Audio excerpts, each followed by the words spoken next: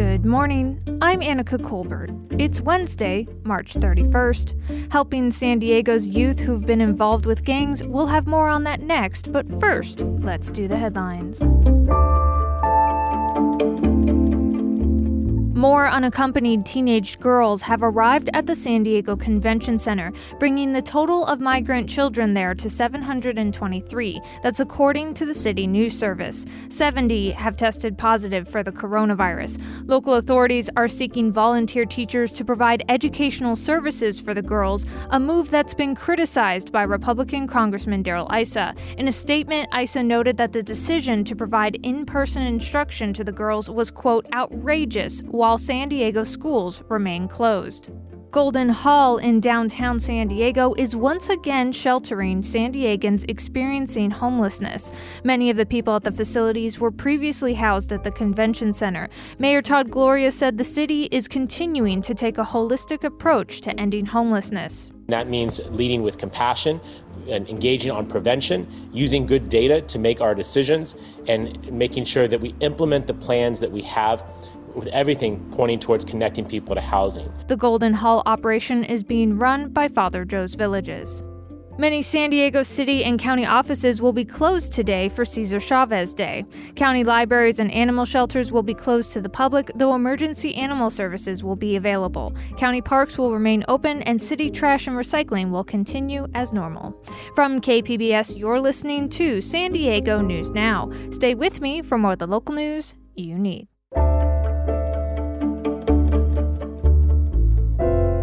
Gang involvement often leads to jail time, substance abuse, and even death. We're going to hear from an organization that's helping at-risk youth in North County overcome their past gang involvement. KPBS North County reporter Tanya Thorne has this story about a group called Resilience. Sandra Mora grew up surrounded by gangs, drugs, and an unstable home.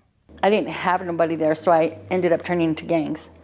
And everything that I was looking for at home, I found it in the streets. I'm a recovering addict. I started using drugs when I was 13. I had some traumatic experience when I was growing up at the age of 8. And it just skyrocketed from there. At 21, Mora went to prison. She says prison and letting her family down were the turning points to her turbulent life. I just, it was time to change my life around. Mora, now 45 years old, chose to give back to the community she grew up in. She is studying drug and alcohol counseling at Palomar College and expects to graduate in the next 2 years. Mora is also a mentor for Resilience, a nonprofit organization helping at-risk North County youth on probation or leaving juvenile detention. I love it. I'm able to give back to the community, and I can relate to all the kids that I've came across. From them not having the support at home or their parents are doing drugs. 19-year-old Aki Del Rio is one of Mora's mentees. Well, my whole family's gang-related from different gangs in Oceanside. So I just kind of grew up around that type of stuff. Like my dad, he was a gang member. He died when I was in first grade. He was killed by Oceanside Police Department. I grew up in foster homes and stuff. My mom was a drug addict. I bounced from house to house. When Del Rio was in juvenile hall, Resilience reached out to him to connect him with a mentor. Del Rio had been through similar programs before. Like most people I've seen, they always have an agenda, you know what I mean? Either it's just to get finished with you so they can move on to the next person, just to make their money, blah, blah, blah. But he saw a difference in Resilience. But with these people right here, it's real genuine and stuff, and everything they do is out of the bottom of their heart and stuff, you know what I mean? All of the mentors in Resilience have a past gang affiliation or have been to prison, helping them bond with their mentees. I don't want to see this kid go back to jail. He's so smart. They have so much potential. And you see it. And that's part of about being a mentor, that you got to remind them, that they're worthy of living a different lifestyle. Robert Coble is a Resilience mentor. He says part of his job is showing his students there is more to life than the four corners of the city they grew up in. Took them to be able to do things that they've never done. Fishing trips, kid who's never been on a boat. Those type of experiences we deal with every day. Resilience guides their youth in a variety of ways, from field trips and exercising together to regular meetings, helping with college enrollment and attending court hearings. and they provide mentees someone they can trust. For me, my job is to try to make the ones who are going in and out of jail and are comfortable with that be uncomfortable when they go back, because they experience a lot more than life has to offer. Mentors say their job never ends, and it can go as far as taking phone calls in the middle of the night to save a mentee from making a bad choice. I've stayed on the phone with one of my girls for like almost 2 hours. You know, just talking, laughing, just trying to get her out of that state of mind, you know what I mean, where she wants to take the bracelet off that she has because she's on probation, or, you know, she wants to go get high or drink, or, you know, something that's going to eventually get her caught up and go back. Del Rio has graduated from the program with no plans to go back to his old life. He hopes to join the Army at the end of the year. The program, man, it just did a lot for me. Like, got me off probation, got me to colleges, you know, it just so many opportunities they've blessed me with, you know, it's got me to the point where I'm at now, you know. And while he explores his opportunities, he also returns to resilience to mentor other youth that are going through what he did and showing them how resilient they can be. And that was KPBS North County reporter Tanya Thorne.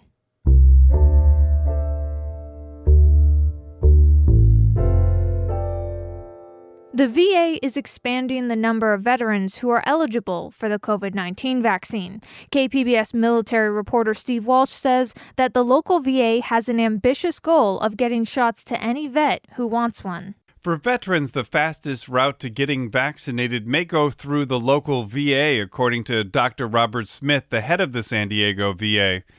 The VA has seen its supply of vaccines steadily increase. A new law also allows the VA to vaccinate all veterans' spouses and their caregivers. We'll be able to get 100% of the veterans who want to be vaccinated within the next 90 days. That's my target. About 50,000 shots have been given out by the San Diego VA since the vaccine became available.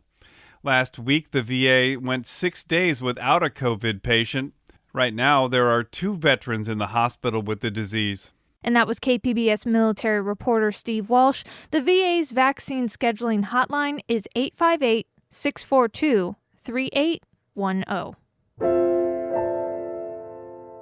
Feeding San Diego is going on tour. It's taking a large-scale food distribution around the county. And the first stop, Chula Vista. KPBS's Melissa May reports. Feeding San Diego has already helped more than 20,000 San Diegans. Tuesday, volunteers were ready to help approximately 1,400 South Bay households with nutritious food during their contactless drive-through food distribution at the North Island Credit Union Amphitheater. Sam Duke is the volunteer programs manager for Feeding San Diego. It's very important. A lot of people are facing hunger for the first time due to the pandemic. So Feeding San Diego being here to help provide anything we can do to help support the community, that's what we're here for. The tour's next distribution will be on Wednesday, April 7th at Pechanga Arena from 10 a.m. to noon. And that was KPBS's Melissa May. Coming up, some landlords in San Diego refused money from rental assistance programs. We'll have more on that next, just after the break.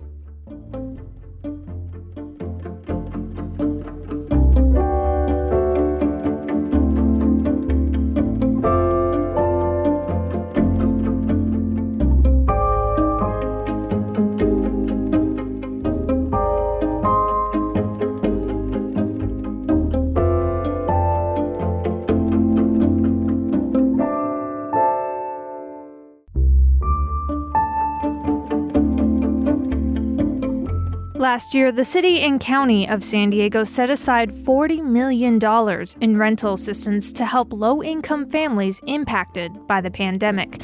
But some renters weren't helped because their landlords didn't take the money. Now, a second infusion of rent relief money from the state and federal sources has poured into the region, and this time it comes with built-in incentives designed to persuade landlords to take the money. Investigative reporter Cody Dulaney has been covering the story for iNewsSource, and he spoke with KPBS Midday Edition host Jade Hindman. Here's that interview. So what prompted this change in law? The nonprofits are the ones that were raising the alarms, and they were the ones that were saying, hey, there's a problem here. Either landlords don't understand, they're not participating. And I think that's really what was the change in this program. And that's kind of what inspired the change in the state law. So why did so many landlords refuse rental relief? That's a great question. And we don't really know because landlords weren't required to explain. But what I can say is the vast majority of landlords involved in the county's program either missed deadlines to register for the program or they didn't provide the necessary documents to collect the money in time. And, advocates for rental property owners say most of these folks likely didn't have the time to pull everything together because for many of them, providing housing isn't their full-time job. So how does this new program then address that? Yeah, a state law passed in January that created new rules for how these programs should operate. This time, landlords are offered 80% of what's owed to them in back rent, and they have to agree to forgive the remaining 20%. If they refuse those terms, the tenant will get a direct payment of 25% of what they owe in rent. And as long as the tenant gives their landlord that money, they'll be protected from eviction. And the state's largest landlord group, the California Apartment Association, they're urging landlords to accept the 80%, saying that's likely the most they'll ever be able to collect. Tell me a bit more about what landlords are experiencing right now.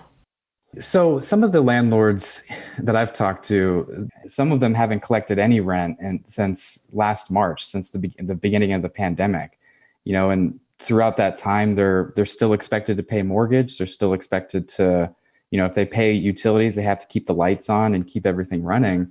So for landlords, they're experiencing a burden just like tenants. What types of situations are they dealing with right now?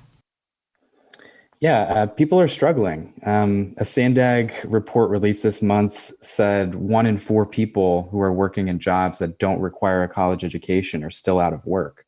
We recently spoke with a tenant in Imperial Beach named Patty Mendoza. She's a single mom with 2 children who was laid off from her non-emergency medical transport job last April. Her previous landlord actually participated in the county's first rent relief program last fall, and she was able to receive $3,000 to cover back rent in December. But she's still out of work and hasn't been able to make any rent payments, and her apartment building has since changed ownership. So she's applied to the county's new program, but her new landlord has already told her to leave by April 10th. So, that's definitely causing some stress for her and her family. Yeah, for people who are struggling, they're on the verge of eviction, like the one you just mentioned, will this resource come in time? Yeah, well, the new law extends the eviction moratorium to July. And if Mendoza's landlord does, in fact, decide not to participate, she'll end up receiving a direct payment of 25%. And as long as she pays her landlord with that money, she'll be protected from eviction until July. And her landlord, under this new law, would be required to accept that money.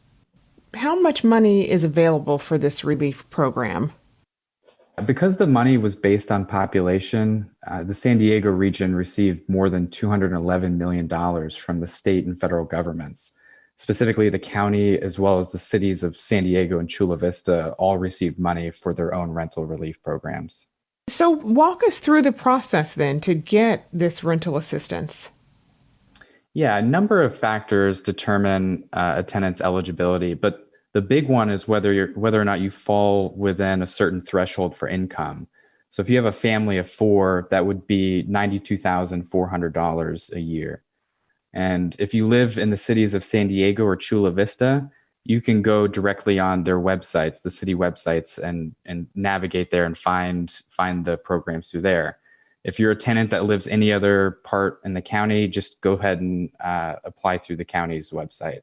That was Cody Dulaney, investigative reporter for iNewsSource, speaking with KPBS Midday Edition host Jade Hindman.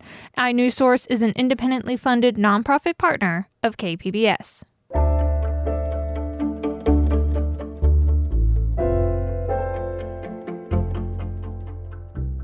Have you gone to a movie in the past year? Or maybe what would draw you back to the theaters? Well, Godzilla vs. Kong is a big movie about gigantic gigantic monsters. And according to KPBS film critic Beth Accomando, it's proving to be exactly the type of film to draw people back into the recently reopened cinemas. Okay, let me just begin by saying that the very premise of this film is problematic for me because Godzilla and Kong are my two all-time favorite cinema creatures. There's no way I could pick between them. It'd be like asking a parent to choose which child gets to pummel a sibling into submission. I mean, why couldn't this be Godzilla and Kong versus the world? I know, because Hollywood thinks the two screen giants will sell more tickets fighting each other than working together. We need Kong. The world needs him. Right, but this is Godzilla's franchise. And although Godzilla gets top billing, Kong, who's an American creation and looks more human, gets more screen time and is made more empathetic. To the film's credit, it does resolve, at least sort of, the taking sides issue. It thankfully reduces the presence of annoying human characters, and it serves up some genuinely impressive scale for the monsters. Personally, I don't find computer effects as compelling as the old Godzilla suit acting or Kong's stop-motion animation, but the film definitely makes you look up in awe at these magnificent creatures. Hollywood may still not quite get what makes a Godzilla movie work, at least not in the same way that Japan's Toho Studios has been demonstrating for decades. But as a film to draw us out of our pandemic home theaters, Godzilla vs. Kong certainly has epic appeal. Beth Accomando, KPBS News. And that's it for the podcast today. Be sure to catch KPBS Midday Edition at noon on KPBS Radio, or check out the Midday Edition podcast. You can also watch KPBS Evening Edition at 5 o'clock on KPBS Television. And as always, you can find more San Diego news online at kpbs.org. I'm Annika Colbert for KPBS News in San Diego.